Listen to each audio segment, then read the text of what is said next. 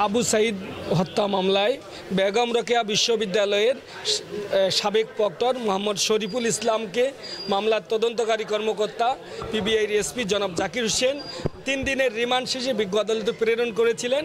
আসামি পক্ষে বিজ্ঞ আদালতে জামিনের আবেদন করা হয়। বিজ্ঞ আদালত দীর্ঘক্ষণ উভয় পক্ষের বক্তব্য শুনেছেন।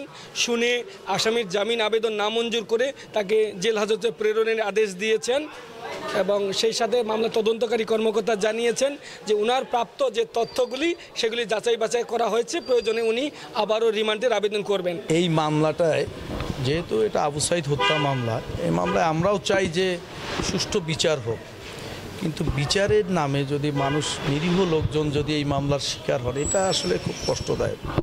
কারণ সবাই বিচার প্রার্থী। এই মামলায় যে এই আসামিকে যে আসামি শ্রেণীভুক্ত করা হয়েছে, এইটা বেআইনিভাবে করা হয়েছে। ফৌজদারি কার্যবিধির কোনো জায়গাতেই সংশোধনী দিতে পারবে এই ধরনের কোনো কিছু আমি দেখিনি এবং নাই।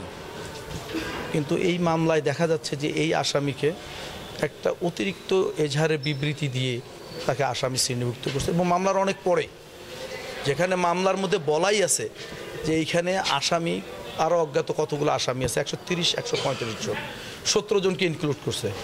এই মামলাটা কিন্তু একজন এক্সপার্ট বলতে একজন লয়ার, কোর্টের এক্সপার্ট, একজন এক্সপার্টকে দিয়ে এই মামলাটা করা হয়েছে এবং তিনি আদ্যপর্যন্ত সব লিখছেন, কার ভূমিকা কি আছে, কে কি করছেন, এখানে আই উইটনেস আছে।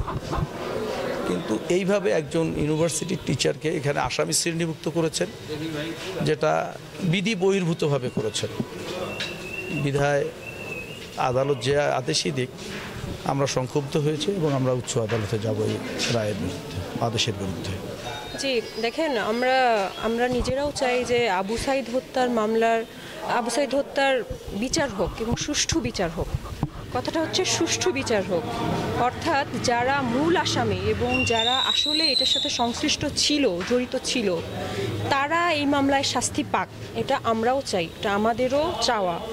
কিন্তু কোনোভাবে এটা কাম্য নয় যে একজন নিরপরাধ মানুষ যার কোনো এখানে সংশ্লিষ্টতা নেই সে এভাবে শাস্তি পাক, এটাই। তারপরেও আমরা আদালতের প্রতি আশাবাদী এবং আইনের প্রতি শ্রদ্ধাশীল। আমরা আশা রাখি আমরা জামিন পাবো ইনশাল্লাহ এবং এই মামলায় আমরা আমার আসামিকে আমরা ছাড়িয়ে আনতে পারবো।